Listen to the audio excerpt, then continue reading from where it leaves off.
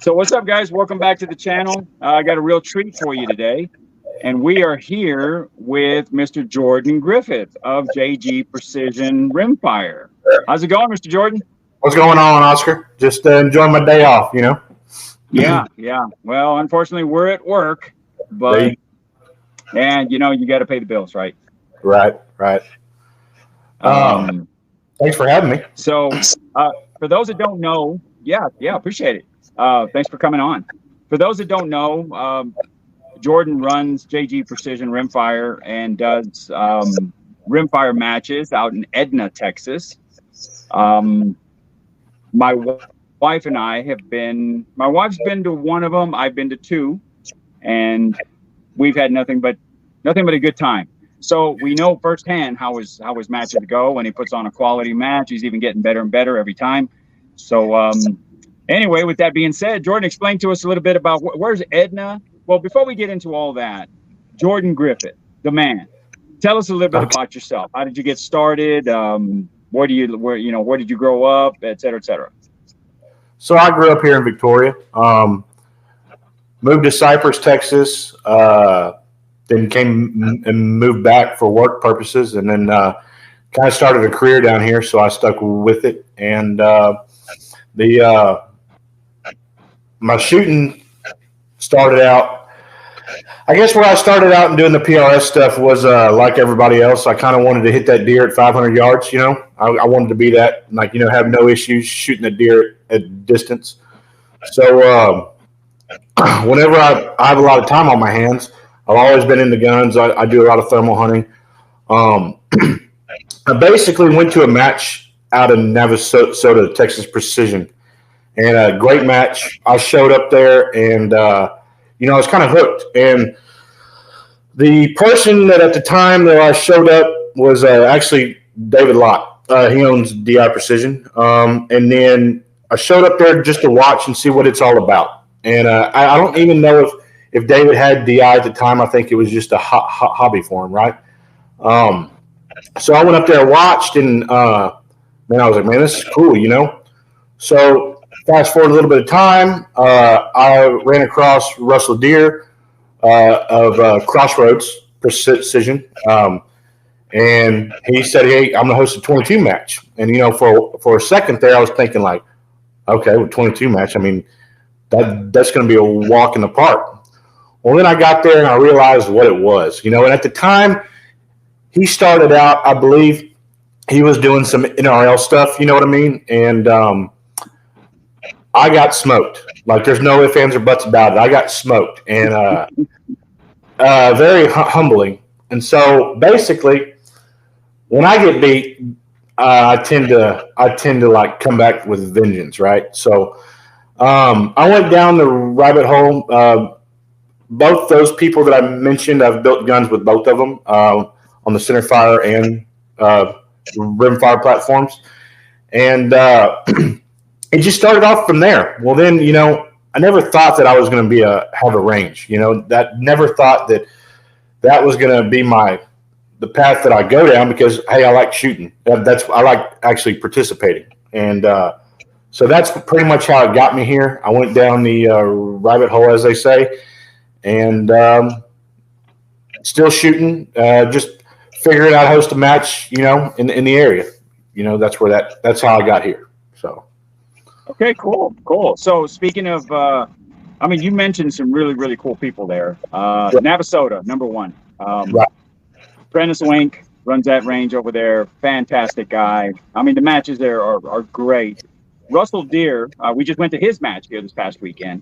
He's always putting on a good match. So, now your name is associated with these guys, and throwing matches as well. So is there any other, how can I say it? Do you see anything different between, let's say, Prentice Wink's match out in Navasota versus somewhere else? I know Mr. Garrett's fixing to do host a match here in the Carn City area this weekend. It's coming up. So someone else I want to name drop would be Brandon Sellers. He hosts a match. So the matches that I really go to are Brandon Sellers' rimfire match, Russell Deere's rimfire match, Texas Precision when I can make them, and then those are the matches that I normally go to. And so the difference between my match, you're asking the difference between my match and the Navasota, and what sets mine apart, or what was your question? Yeah, I mean, as far as let me kind of rephrase that, because like you mentioned, you got your backside handed to you at the match. Right. A lot of people think, and to your point, a lot of people think, oh, it's 22s, man. How hard can it be, right? And then you get there and you're shooting out to 300, 350 yards with a 22. Right. How did that kind of educate you as far as the different matches and how they run them, and how that translate into how you run your match? What did you learn from those guys? So when I decided that I was going to do a match, I was like, I took everything from Texas Precision. I took everything from Russell's match. I took everything from a few other matches that I shot, and I combined them all. And I thought to myself, like, what didn't I not like? And there's a reason I didn't like it, because I wasn't good at the stage. Why wasn't I not good at the stage? So I wanted to throw in there a few challenging targets, a few challenging distances, a few challenging positions. However, I wanted to challenge across the board the new guy from the vet, right? And so there's a few stages I have in there that's going to separate those two out, obviously, right? However, it's still going to allow the new guy to come enjoy himself, figure out what he's doing wrong, and get a dope at distance, So that's one of my things that I was shooting for when I went to go start this match. I didn't want it to be a feel-good match, and I didn't want it to be like, hey, I left there and that was too easy. You know what I mean? That's far from what I wanted. And I think 10 stages, 10 rounds each stage, I want to say the highest score I got was a 75 or 71. And I was like, man, that's good, because you can see the separation in the scores between the shooters. And in my eyes, I see there are some new guys that came out and, they're like, man, I struggled. And I said, good, I want you to. So I want you to be able to go to those bigger matches and be like, well, you know what? I've done this before, or I've experienced this. And that's basically what my mindset was intent. I didn't want it to be a feel-good match, but I wanted to challenge the skills of any level shooter, Yeah, and to your point, my wife has just started shooting this year, right? I think when we went to your match, that was probably her, I want to say her second match ever. Mm-hmm. And she had a great time. I mean, when she saw, wow, this is not as easy as it looks. And no, it's not. Then you got to deal with the wind. So she's kind of figuring that out. But for her to tell me, you know what? Yeah, I struggled, but I learned a lot, and I want to go back. I think is the biggest compliment that she gave you personally in your match, is that I want to go back. I want to do better. And so we really love the way you run it. So your match, Edna, Texas. Tell us where Edna's at. Edna's about 10 miles, 15 miles. It's 15 miles north of Victoria. So you run out on 59. If you're coming from, let's say, northbound, you're going to you're going to go west on 111, go 11 miles out, and it's going to be on the left on private road 1501. Yeah, so Edna, Texas, we can honestly say 59 north, or just Highway 59. That's going to be pretty much in between Corpus Christi and Houston. Yes, sir. On that Highway 59, and right there around Victoria, Texas, just north of it. I would say we're actually at the crossroads, and the reason they call it the crossroads is because we're an hour and a half away from Corpus. We're an hour away, or hour and a half away from San Antonio. We're an hour and a half away from Austin. We're an hour and a half away from Houston. Either way you go, so we're at a good position as far as location. I feel like we've had people come from Kingsville. We've had people come from Houston already. And I think I had a guy from San Antonio. So, it works out. Yeah, yeah, yeah. I think you got a great location. I guess what I was trying to say is those are my friends that are in the Houston area. You're just about an hour and a half, 2 hours away at the most, and same thing from the Corpus area.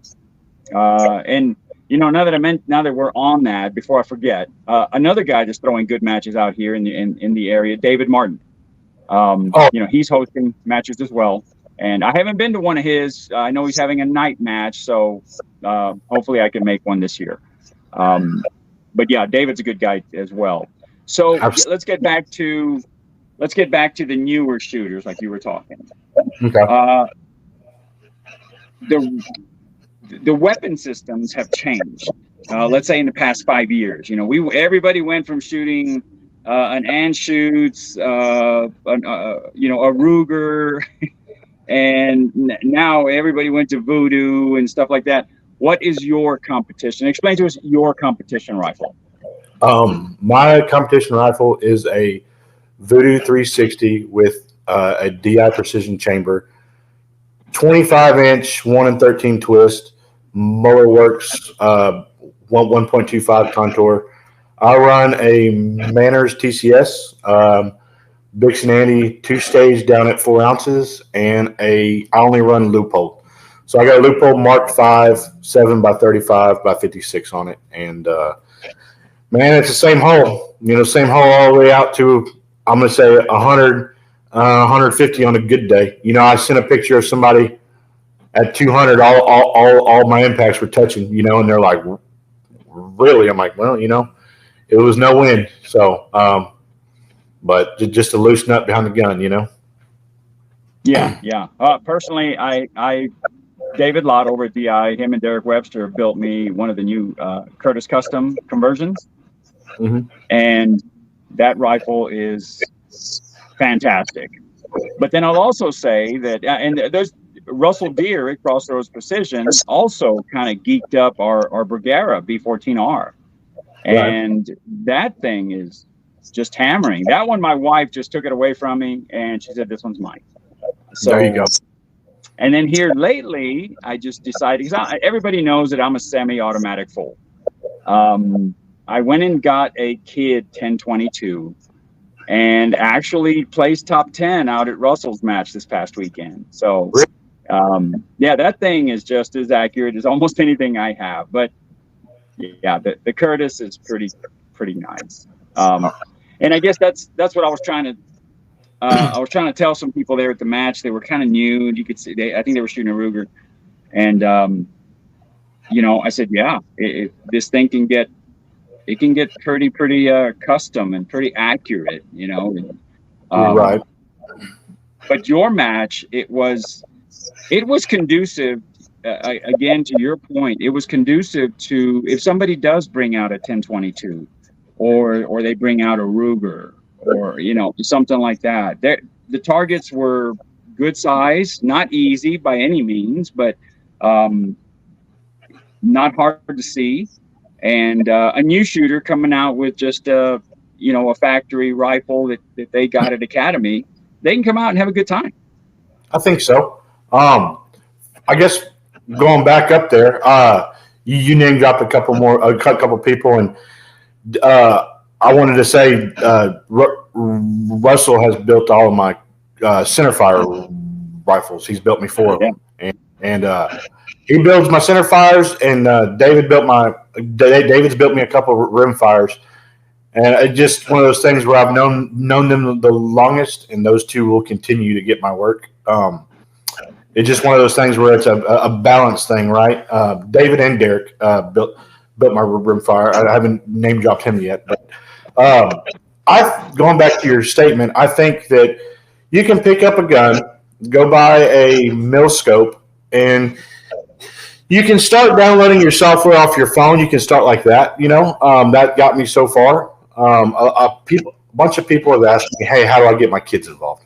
And I would love to see more kids into this, but it would be just as easy as going to get out and getting you can even go get a 1022 like you have, a CZ, And then once they advance, but you're going to need to, if I could say anything to help them out, a decent mill scope that tracks first focal plane, But that's something I like to see more of because how we're getting into, without going through a long hallway here, kids aren't getting out as much as they used to anymore. I didn't play much on the PlayStation or the Xboxes, and this would be something, if you want to get your kids away from that and get them out shooting, bring them on down, Yeah.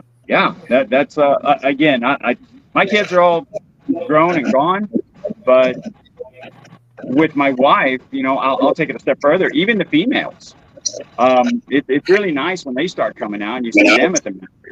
And hopefully my wife will stick with it, but she really, really likes the Rimfire scene. Not that she doesn't the Centerfire, but the Rimfire is more for her, and I'm starting to like it a little bit more than the Centerfire. At least for this year, we're gonna kind of stick with it. I know I've said it 100 times. I'll say it again. Within the past, I'll say 4 years, I have gone in my area, in the Corpus Christi area. We have gone to no Rimfire matches to like 5 different ranges that are hosting matches now within 2 hours of us. So it's really fun. It's really cool to see, and hopefully we can get more females to start coming out and grow the sport. I agree. I think if I've seen some females that you watch when they shoot, and it's beat pro men, and it's one of those things that they can easily do. There's a lot of females that I saw at the recent 2-day match. I guarantee you everyone was in front of me, but they were all at semi-pro and pro level, But it's one of those things. It's like you take your you can take a girl fishing or hunting, and they're going to end up shooting the biggest buck or catching the biggest fish. I will say this: they're good at almost anything that they do. Yes, and it's really fun to see. Even the juniors, like you mentioned, these juniors, they will they will be in their you'll be in their rearview mirror. They're some very, very talented shooters, and it's fun to watch them. It's fun to watch them kind of learn and grow and out there. To your point, where they're not on the Xbox, they're not on their phones. They're out there pulling a trigger, understanding wind, getting to know everybody, and networking, and it's really, really nice to see. But other than that, man, so is there a particular weekend that you hold your matches, or you just kind of whenever you have time? So it's kind of whenever I have time. I work shift work, and so one day I hope to move up and not do shift work. That's the goal, but it's just kind of one of those deals where I'll plan it 2 weeks out when I know that, hey, I'm not going to be having to work overtime, or hey, I know I ain't got nothing going on this week, and I'm going to try to make them monthly. But we'll see, And as far as things to come, there's some work I want to do out there. I want to build up the firing line a little bit. I want to get some more targets. I want to get some more obstacles to shoot off of. And I've been asked this by 5 or 6 people after the last match. We are looking at getting onto the precision rifle series. That y'all's points can go towards that. I haven't looked in. I looked into it, but I haven't looked into it as far as everything that's going to need to go on there. I'm sure that there's some rules and stuff like that, and that I need to read. And it's just hard when you're got shift work going on. Oh yeah.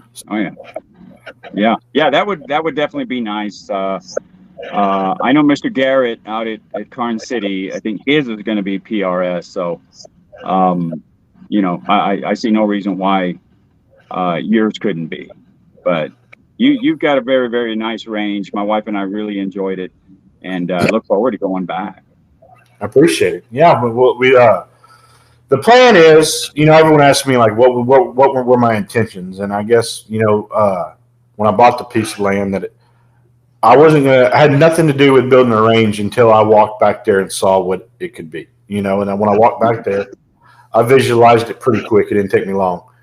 And one day, I intend to host center fires, not on that piece of property, but somewhere close, and maybe I can grow. That would be the overall goal of this. Yeah. So with that being said, center fire. What does your center fire rig look like? Same chassis. It's in a Impact 737. It's got a Bartlein barrel. The same Big Standies trigger set at 4 ounces. Loophole 7x35 by 56. I'm currently shooting 6 Creed, and this past week I ordered everything that I need to reload. And we're going to go from there and see about. I'm going to learn to craft a little bit and burn up the rest of this barrel. Then I'm going to go 6BR. Yeah. I wish I knew that, man. I'm not as smart as most people, and plus I just don't have the time. I'm kind of like you. I work different shifts and different locations throughout the Midwest, but I find I shoot the 6GT, and I love the Hornady factory ammo, as well as Eagle Eye makes good stuff.